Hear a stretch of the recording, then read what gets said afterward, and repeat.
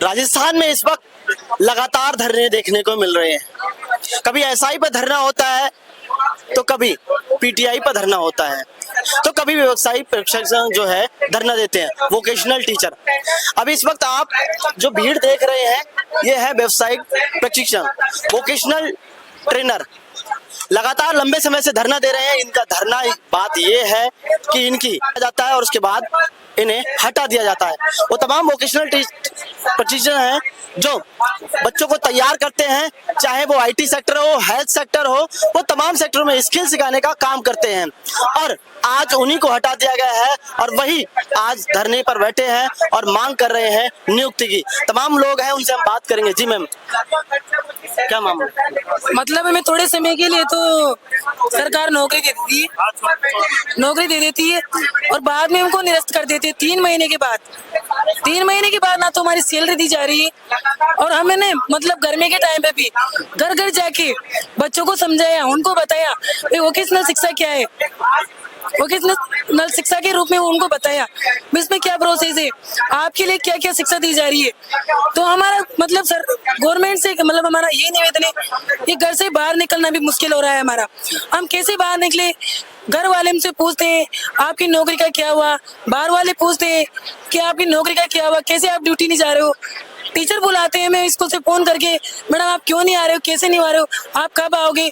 तो हमारा मतलब कहना यही है कि हमारा घर से बाहर निकलना बहुत मुश्किल हो रहा है और हमारा बच्चों का पालन पोषण करना बहुत मुश्किल हो रहा है। तो हमारी सरकार से ये विनती है, निवेदन है कि हमें वापस से नियुक्ति दी जाए, वापस से ज्वाइनिंग दी जाए। हमारे बच्चों के बारे में सोचिए, हमारे भविष्य के बारे में सोचिए, उनके भविष्य के बारे में सोचिए। और जो हमारे बच्चों की जो पढ़ाई है अभी इतने दिनों से पीछे छूट रही है, तो गवर्नमेंट को ध्यान देना चाहिए कि उसका क्या होगा, कौन उनको वापस से पढ़ाएगा। उनकी पढ़ाई मारी जा रही है। तो हमारा निवेदन है कि हमें ज्वाइनिंग दी जाए और हमारी जो बाकी सैलरी बकाई हुई है 3 महीने की वो हमें दी जाए। देखिए, सबसे बड़ी विडंबना ये है कि एक तो भर्ती की जाती है, निविदा बेस पे भर्ती होती है, टेंडर बेस पे अलग अलग कंपनियां इनको हायर करती हैं और उसके बाद में एक पत्र आता है सरकार का और नियुक्तियां जो है रद्द कर दी जाती हैं। सबसे बड़ा सवाल ये है कि पहले तो भर्तियां करते हैं जब जरूरत पड़ती है और उसके बाद हटा दे जाते हैं। अब ये लोग कहाँ जाएंगे, कैसे अपना जीवन यापन करेंगे? एक भरोसे की उम्मीद थी, जो रोजगार मिला था वही रोजगार आज छिन गया है। जिन बच्चों को ये तैयार करते थे रोजगार के लिए, आज वही खुद प्रशिक्षण जो है भटक रहे हैं। तमाम और लोग हैं, उनसे बात करेंगे कि कब ये भर्ती आई थी। जी सर नमस्कार। ये व्यवसाय शिक्षा एनईपी 2020 के तहत 2014 से चल रही जो नई शिक्षा नीति है, जो मोदी जी नई शिक्षा नीति के डंके बजा रहे हैं, उन्होंने आज दिन तक नई शिक्षा नीति को चलाने के बाद इस पे ना तो कोई मीटिंग करी है और ना कुछ करी है। जो हमारा मामला वो इस प्रकार से है, इसमें 2 पेज है।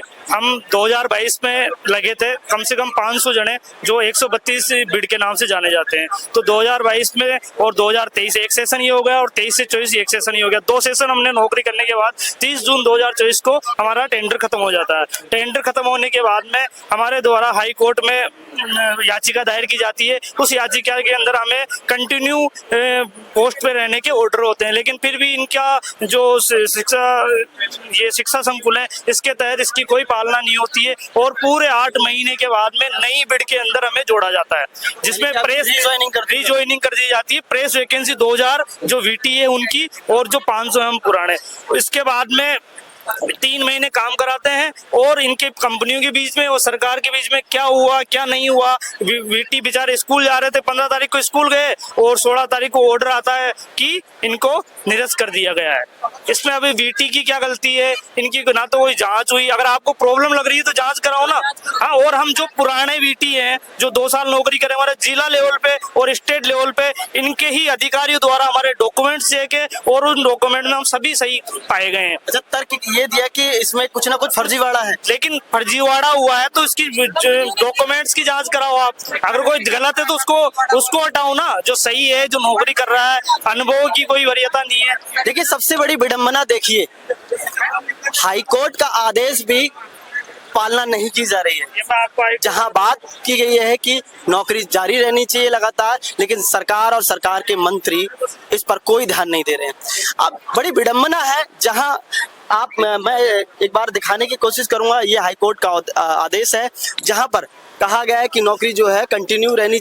हाईकोर्ट के जो आदेश की पालना नहीं कर पा रहे। अब सबसे बड़ी विडंबना ये देखिए कि ये लोग कहाँ जाएंगे, कैसे अपना जीवन यापन करेंगे। जिस नौकरी की तलाश में इन्होंने अपनी ज्वाइनिंग करी थी और उस नौकरी के भरोसे अपना पालन पोषण कर रहे थे, अब वही खुद दर दर भटक रहे हैं। सबसे बड़ी बात है इसमें, हम जो इसकी इंचार्ज है एसपीडी मैडम शिक्षा, अभी शिक्षा राजस्थान का जो पूरा शिक्षा डिपार्टमेंट देख रही है आईएएस अनुपमा जोरवाल, उनके पास कम से कम 5 बार चले गए। उनके उत्तर यही है, हु आर यू, हम आपको जानते ही नहीं है, यहाँ से जाते हो या किसी को बुलाऊं, गार्ड को बुलाऊं। उनका ये स्टेटमेंट है, वो आईएएस लेवल की मैडम है, उनका ये स्टेटमेंट है कि हु आर यू।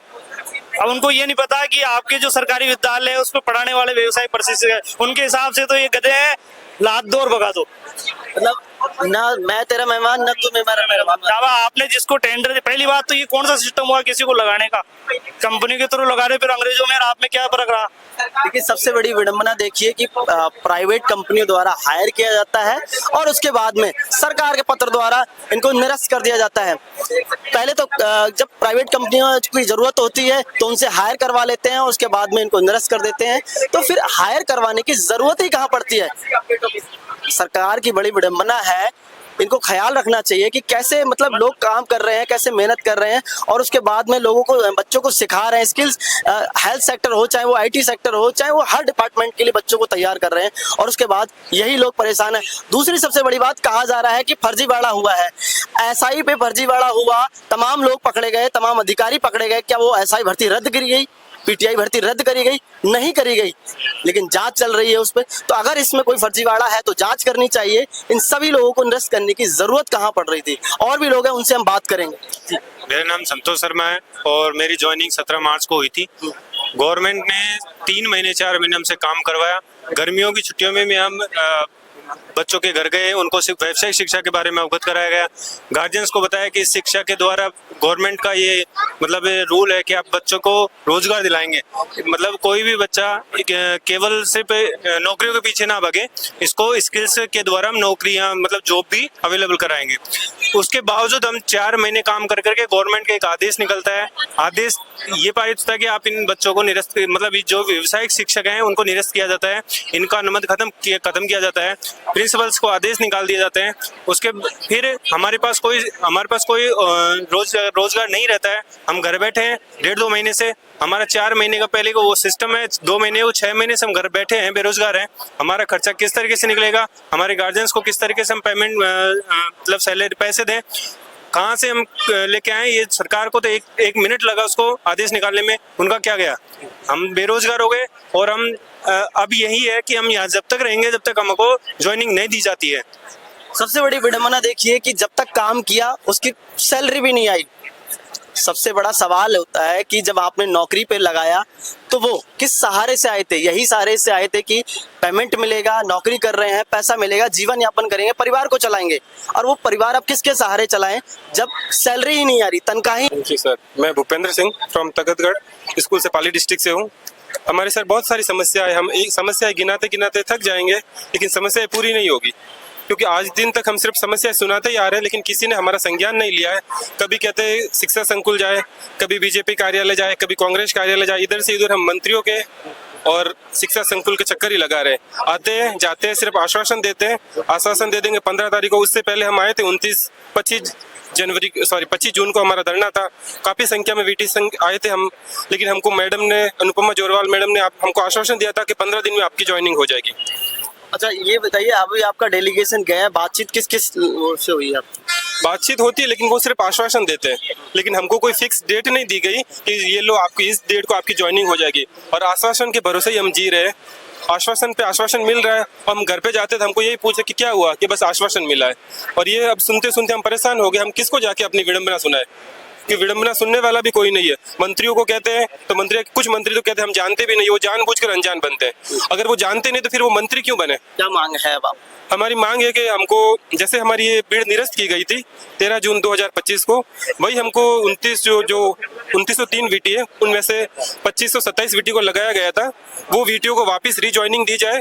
वैसे जैसे रीज्वाइनिंग दी जाए ताकि हमारे घर में खुशहाली आए और हम अपना जीवन यापन कर सके। नहीं तो हम इतने परेशान है कि हमको जो रोज का जीवन यापन करने के लिए भी कहीं ना कहीं से उधार लेना पड़ रहा है।